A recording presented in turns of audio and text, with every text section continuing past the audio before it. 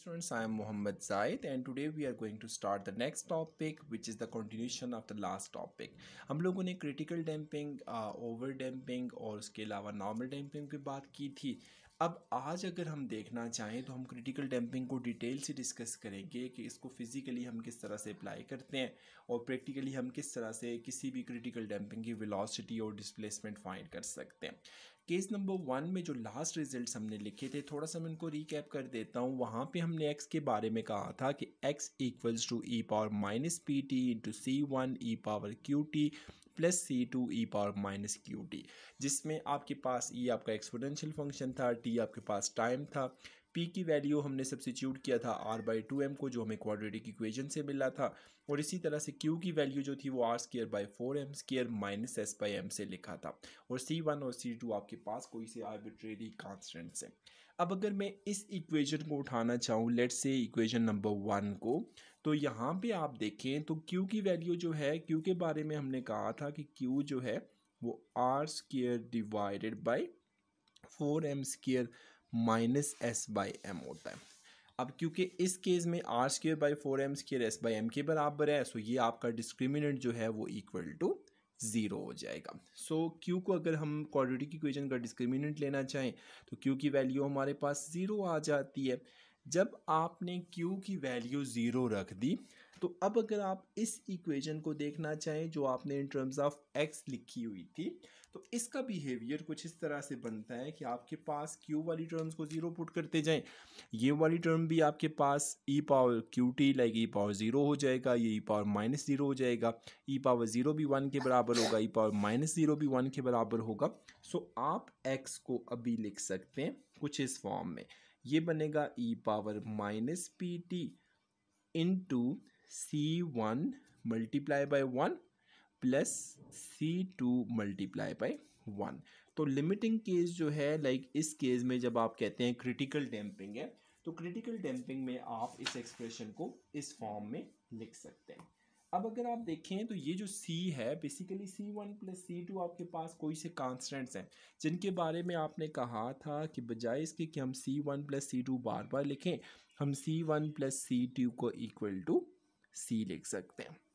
और अगर आप इस इक्वेशन का सॉल्यूशन लेके सॉल्व करते हैं, या आपके पास सिंपली डिफरेंशियल इक्वेशन है, उसका स्पेशल केस है जिसमें आपका डिस्क्रिमिनेंट 0 है, तो जब डिस्क्रिमिनेंट 0 होगा तो c का सॉल्यूशन जो होता है वो a और b की फॉर्म में जब आप लोग लिखते हैं तो आप इसका सॉल्यूशन कुछ डिफरेंशियल इक्वेशंस में इस तरह से लिखते हैं कि c equals to a plus B T.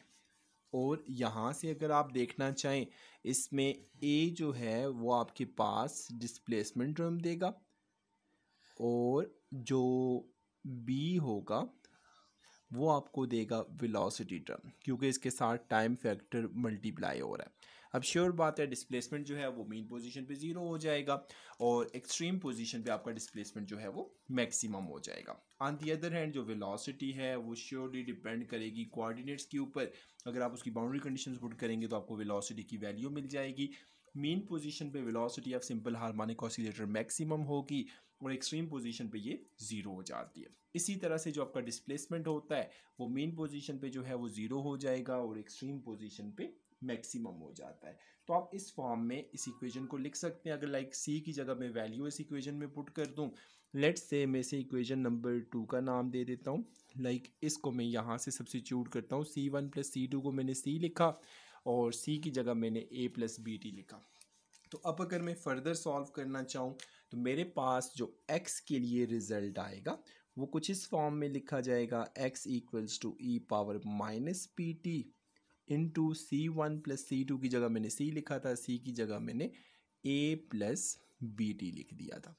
और इसको अगर मैं अरेंज करके लिखूं तो x equals to a plus B T into E power minus P T लिखा जाएगा।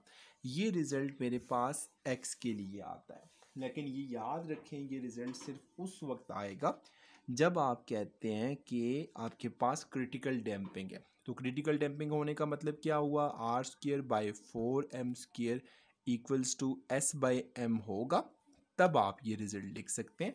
अदरवाइज नहीं लिख सकते।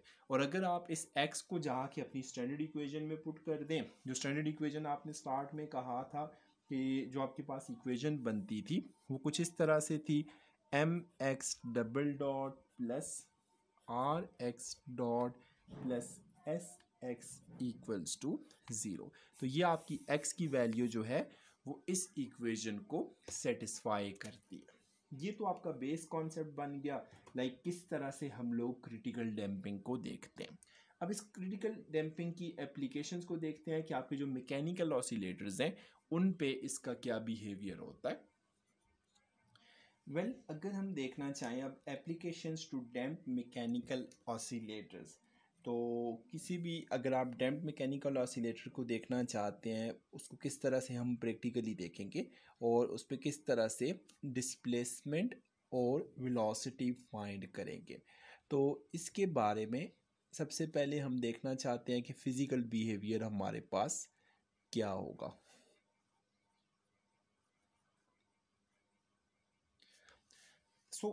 फ़र्ज़ किया मेरे पास एक प्रैक्टिकल सिनारियो है जिसमें मेरे पास कोई भी एक मैकेनिकल ऑसिलेटर है जो इनिशियली रेस्ट पे है। लेट्स से आप कोई सा सिंपल पेंडुलम ले लें, आप मैस स्प्रिंग सिस्टम ले लें, लेकिन सडन इम्पल्सिव फोर्स की वजह से एकदम वो मूव करता है और मूव करने के बाद वो एकदम अपनी मेन पोजीशन पे वापस आ जाता है। मतलब ये हुआ मेरे पास लेट से एक बिल्डिंग है, उसका कोई टॉप स्ट्रक्चर बना हुआ है और वो बिल्कुल रेस्ट पे था। सडन इम्पल्सिव इफेक्ट हुआ, लेट से अर्थक्वेक हो गया या कोई और डिजास्टर हो जाता है, एक्सप्लोजन हो जाता है, तो वो एकदम वाइब्रेट करेगा। अब फर्दर वाइब्रेशन जो है वो हार्ड मटेरियल्स में क्रैकिंग ला सकते हैं।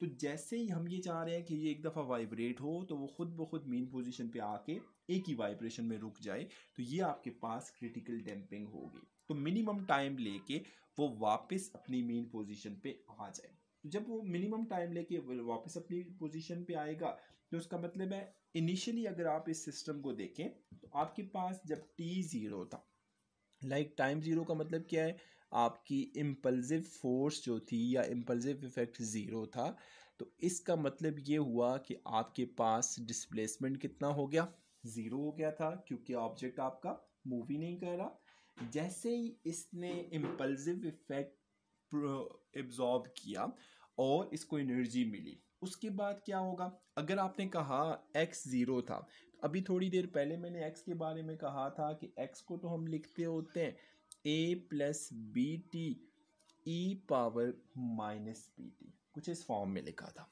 सो इसका मतलब है जब आपका x ज़ीरो था तो आपने ये भी तो कहा था कि ये जो a है ये भी आपकी डिस्प्लेसमेंट टर्म है, सो a को भी ज़ीरो होना चाहिए।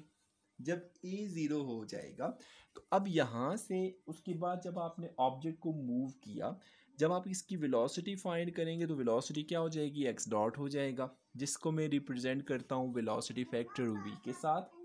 और उसके बाद फर्दर अगर मैं देखना चाहूँ, मैं अब x डॉट को सॉल्व करता हूँ, तो ये इक्वेशन जो हमने लिखी थी x equals to a plus B T E power minus B T, तो इसका मैं डेरिवेटिव लेने से पहले, क्योंकि मैं कह चुका हूँ कि a आपके पास ज़ीरो है, तो आपका x जो होगा वो कुछ इस फॉर्म में लिखा जाएगा B T into E power minus B T.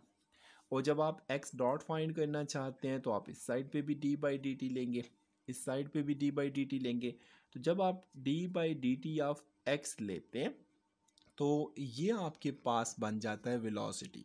और वेलोसिटी फैक्टर को आप लिखते होते हैं, रिप्रेजेंट कर सकते हैं आप x डॉट के साथ।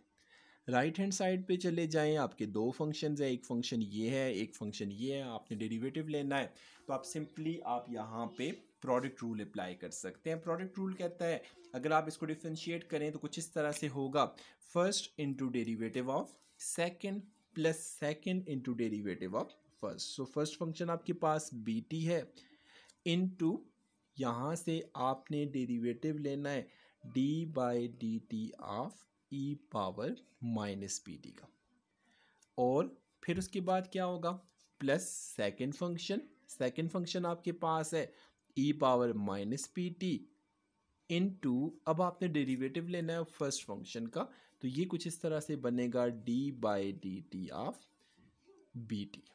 तो जब आप डिफ्रेंशिएट करके सॉल्व करेंगे आपके पास रिजल्ट्स कुछ इस तरह से आते हैं, X dot equals to B T into E power minus P T का डेरिवेटिव आप लिखते होते हैं E power minus P T, और मल्टीप्लाई बाई जब पावर का डेरिवेटिव लेंगे तो वो माइनस पी टी आ जाएगा।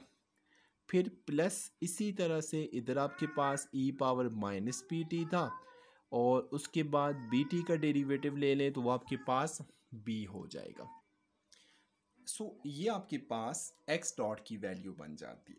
अब एक्स डॉट की अगर आप इस वैल्यू को देखना चाहें तो किसी भी सिंपल हार्मोनिक ऑसिलेटर में एक्स डॉट, जिसको आप वेलोसिटी का नाम देते होते हैं, ये किस वक्त मैक्सिमम होता है, जब आप पहुंचते हैं at T is equal to zero. T is equal to zero put करने की रीज़न क्या है, क्योंकि आप मीन पोजीशन पे जाना चाहते हैं। श्योर बात है, मीन पोजीशन पे जब आपने इनिशियली स्टार्ट किया था या बेशक किसी खास इंटरवल के टाइम के बाद आए तो ये पीरियोडिक मोशन है, वहाँ पे आप T is equal to zero put कर सकते हैं। जब T is equal to zero put किया, मेरे पास एक्स डॉट का जो रिजल्ट आएगा वो कुछ इस फॉर्म में लिखा जा सकेगा, एक्स डॉट इक्वल्स टू, ये आपकी वैल्यू बन जाएगी, सारी वैल्यूज़ को पुट करें, टी ज़ीरो है तो ये आपकी सारी टर्म ज़ीरो हो जाएगी, इधर ई पावर माइनस टी वन बनेगा पी टी, और ये सिंपली बी बचेगा। एक्स डॉट को आप बी कह सकते हैं, और इसी बी को आपने वेलोसिटी वी का नाम दिया था। मतलब मैंने जब यहाँ पे T is equal to zero put किया, ये टर्म इक्वल टू वन हो गई, one multiply by B, B बचेगा, और ये सारी की सारी टर्म जो है वो टी मल्टीप्लाई हो रहा है, so that is why zero हो जाएगा। जब ये ज़ीरो बन गया, अब अगर आप कंप्लीट सॉल्यूशन की बात करें तो आपका जो इन टर्म्स ऑफ एक्स, अगर हम कंप्लीट सॉल्यूशन देखना चाहते हैं तो जो आपके पास कंप्लीट सॉल्यूशन आएगा वो कुछ किस फॉर्म में आता है, हम कह सकते हैं इसको कि आपका एक्स जो है वो लिखा जा सकेगा, मैं इसको थोड़ा सा बोल्ड कर देता हूँ ताकि, क्योंकि हमें ये सॉल्यूशन बार बार रिपीटेडली चाहिए होगा, तो हम कह सकते हैं हमारे पास जो एक्स आएगा वो कुछ बनेगा, बी की जगह मैंने वी लिख दिया, टी और ई पावर माइनस पी टी, ये रिज़ल्ट मेरे पास एक्स के लिए आ जाता है। अब क्योंकि आप कह चुके हैं ये कंप्लीट सॉल्यूशन है, अगर ये कंप्लीट सॉल्यूशन है तो यहाँ से तो वेलोसिटी फाइंड करना बड़ा आसान सा हो गया, आप दोबारा से इसका डेरिवेटिव ले लें, वो आपको वेलोसिटी की वैल्यू मिल जाएगी। तो अब अगर मैं इसकी वेलोसिटी की वैल्यू लेना चाहता हूँ तो मैं कुछ इस तरह से करूँगा, अगेन मैं डिफ्रेंशिएट करता हूँ इसको, डिफ्रेंशिएट हम जब करेंगे तो ये कुछ इस तरह से आएगा, मतलब आपने लिखा कि x की वैल्यू जो है वो we T into E power minus P T है, और उसके बाद जब हम इसको डेरिवेटिव लेंगे तो ये बनेगा x dot, right hand side पे आप चले जाएं, first function into derivative of second function के साथ माइनस पी टी एक्स्ट्रा आ जाएगा, प्लस सेकंड फंक्शन लाइक ई power minus P T into first function का डेरिवेटिव वी टी का वी आ जाएगा। और मज़ीद अगर आप इसमें कुछ कॉमन लेना चाहें तो आपके पास ई पावर माइनस पी टी और v जो है वो कॉमन आ जाएगा। बाकी जो टर्म्स बचती हैं, इधर आपके पास माइनस पी टी बचेगा, इधर t भी है, और इधर आपके पास यहाँ पे सिंपली वन बचेगा। तो अगर मैं इसको मज़ीद सिंप्लीफाई करके लिखना चाहूँ, मेरे पास जो रिज़ल्ट आएगा वो कुछ इस फॉर्म में बनेगा कि यहाँ पे आपके पास ये स्टेप फॉर द मोमेंट ज़रूरत नहीं है, हमने जस्ट x को इस फॉर्म में लिखा जो कि we T into E power minus P T की फॉर्म में लिखा गया। अब अगेन दोबारा से हम लोग जाना चाहते हैं अपनी एक्चुअल वैल्यू पे, जो कि x डॉट के बारे में हमने लिखी थी।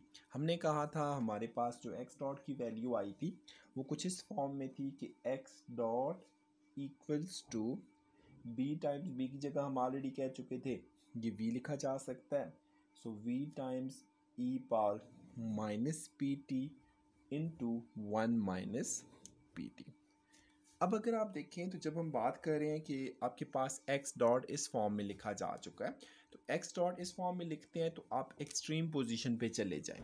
एक्सट्रीम पोजीशन पे जब आप जाते हैं उधर आपका x डॉट लाइक वेलोसिटी जो है वो इक्वल टू हो जाती है ज़ीरो, और जो x होता है वो हो जाता है मैक्सिमम। तो अगर हम लोग x के लिए इंटरेस्टेड हैं तो इस इक्वेशन को मैं इक्वेट कर देता हूँ इक्वल टू ज़ीरो के। तो यहाँ से हम इसको इस फॉर्म में लिख सकते हैं x dot equals to V E power minus P T into one minus P T equals to zero. तो अब ये पूरे का पूरा फैक्टर जब हम इक्वल टू ज़ीरो ले रहे हैं, श्योर बात है वेलोसिटी ज़ीरो हो नहीं सकती, e power minus P T zero हो नहीं सकता। सो आपके पास जस्ट ये फैक्टर जो है ये ज़ीरो पॉसिबिलिटी है। तो वन माइनस पी टी जो होगा वो इक्वल टू ज़ीरो हो जाएगा। या आप इसको इस फॉर्म में भी लिख सकते हैं one equals two plus P T. और फर्दर अगर आप लिखना चाहें तो टाइम जो होगा वो आपके पास वन बाई पी की फॉर्म में लिखा जा सकता है, या आपके पास p जो है वन बाई टी की फॉर्म में भी लिखा जा सकता है। आपकी अपनी चॉइस है, जो रिजल्ट कंक्लूड करना चाहें दोनों लिए जा सकते हैं। लेकिन याद रखें ये अगेन आपके पास सिर्फ उस वक्त अप्लाई होगा जब आपके पास क्रिटिकल डैम्पिंग होती है। तो क्रिटिकल डैम्पिंग में फर्दर मैं अगर एक स्टेप एक्स्ट्रा करना चाहूँ, अब मेरे पास जो डिस्प्लेसमेंट की वैल्यू है, लाइक अभी थोड़ी देर पहले हमने कहा था हमारे पास जो x की वैल्यू बनी थी वो x की वैल्यू थी x इक्वल्स जो हमारे पास जनरल कंप्लीट सॉल्यूशन था। तो उसके बारे में हमने कहा था कि x इक्वल्स टू ये कुछ इस फॉर्म में लिखा था we T E power minus P T. और अगर आप यहाँ से सब्स्टिट्यूट करना चाहें, आपकी अपनी चॉइस है, आप t की जगह वन बाई पी पुट करते जाएं तो ये इक्वेशन बनेगी x equals to v multiply by T की जगह मैंने वन बाई पी पुट किया तो ये v बाई पी बन जाएगा।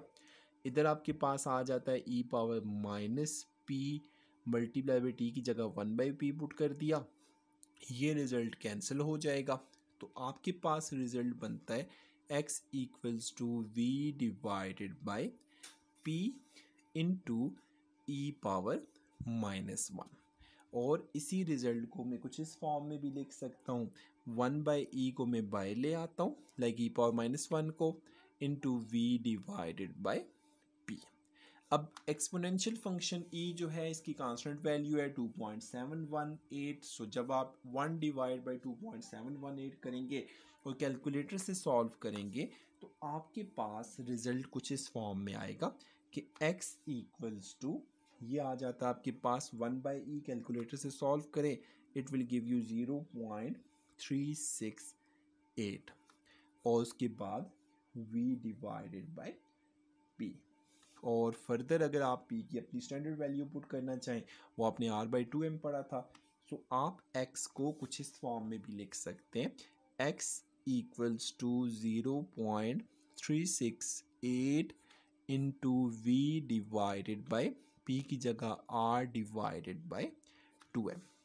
और इसको मज़ीद सिंप्लीफाई करना चाहें तो आप लिख सकते हैं 2m ऊपर चला जाएगा, सो x की वैल्यू बनेगी 0.368 into 2mv divided by r। तो यहाँ आके ये आपका क्रिटिकल डैम्पिंग केस में जो आपका डिस्प्लेसमेंट है वो फाइंड किया जा सकता है। अब अगर आप देखें तो यहाँ से अगर हम इसको मतलब हम कह सकते हैं कि मिनिमम टाइम में आपका जो ऑसिलेटर जब आपका मेन पोजीशन पे वापस आएगा उस वक्त आप इसको इस तरह से लिखेंगे। और अगर मैं इसकी प्लॉटिंग करना चाहूँ तो प्लॉटिंग इसकी बड़ी आसान सी है।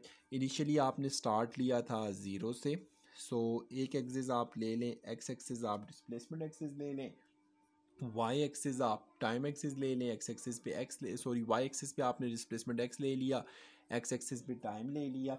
Initially at T is equal to zero आपका डिस्प्लेसमेंट ज़ीरो था, बढ़ते बढ़ते बढ़ते मैक्सिमम हो गया, फिर डाई करेगा और ये डिस्प्लेसमेंट आपका ख़त्म हो जाएगा। अब यहाँ से अगर वैल्यूज़ में लेबल करना चाहूँ तो मैं कह सकता हूँ इधर मेरे पास जो x की वैल्यू है वो ज़ीरो है, और ये जो मैक्सिमम वैल्यू ऑफ x है वो अभी मैंने थोड़ी देर पहले लिखी थी, ये बेसिकली आपके पास ये इक्वेशन के बराबर बनेगी जो यहाँ पे लिखी हुई है, मैक्सिमम वैल्यू यहाँ से मिलेगी। और ये आपका क्रिटिकल डैम्पिंग का केस है जिसमें आप ऑलरेडी कह चुके थे R square divide by 4m square जो है वो s बाय m के बराबर है। और इस जगह पे अगर आप देखें तो यहाँ पे जो टाइम है वो 2m डिवाइडेड बाई r के बराबर होगा, लाइक ये 1/p के बराबर होगा, क्योंकि इस जगह पे आपके पास वेलोसिटी जो है वो मैक्सिमम होती है। That's it for today. And इंशाल्लाह इसके बाद हम नेक्स्ट केस पे बात करेंगे जो कि डैम्प्ड सिंपल हार्मोनिक ऑसिलेटर होगा। अब अगर आप देखें तो केस नंबर 1 जो हमने पढ़ा था वो भी सिंपल हार्मोनिक ऑसिलेटर नहीं था, और ये जो केस नंबर 2 पढ़ा है ये भी सिंपल हार्मोनिक ऑसिलेटर नहीं है। उसकी रीज़न क्या है, ये ऑसिलेट नहीं करेगा, लाइक आपकी ऑसिलेटरी मोशन नहीं होगी, जस्ट एक दफ़ा आप इसको वाइब्रेट करेंगे तो एक्सट्रीम पोजीशन पे जाके ये एकदम स्टॉप हो जाएगा। That's it for today, have a nice day ahead, Allah bless you.